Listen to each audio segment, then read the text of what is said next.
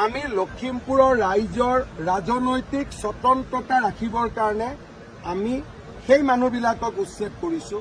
কোনো গুণগুণ চেতিয়াক আমি উচ্ছেদ কৰা নাই। এইটো একেবাৰে অসত্য কথা। আৰু 350 বাংলাদেশী খেদিবলৈ যাওঁতে আমাৰ কোনোবা মানুহৰ ঘৰত যদি অলপ খুন্দা এটা লাগিল আমি কি সহ্য নকৰিম নেকি? অসম আন্দোলনত বিদেশী খেদিবৰ কাৰণে 855 জন শ্বহীদ হৈছে।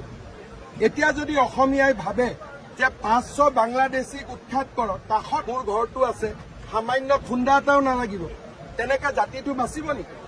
উদ্দেশ্য মহিলাগৰাকী নহয়, উদ্দেশ্য হ'ল যাতে বিজেপিয়ে উচ্ছেদ বন্ধ কৰে, বাংলাদেশী উচ্ছেদ হ'বই। এইগৰাকী মহিলাৰ কোনো মাটি কোনেও লোৱাই নাই। এটা ৰিল বনালে হৈ যাব নেকি চব কথা? মোৰ লগত বলক একেলগে কাৰ আমি ঘৰ ভাঙিছো চাওঁ। বাৰ্তা এটাই, অসমীয়া মানুহ সাহসী হ'ব লাগিব, নহলে অসমীয়া মানুহ অসমতে এদিন আত্মসমৰ্পণ কৰিব লাগিব।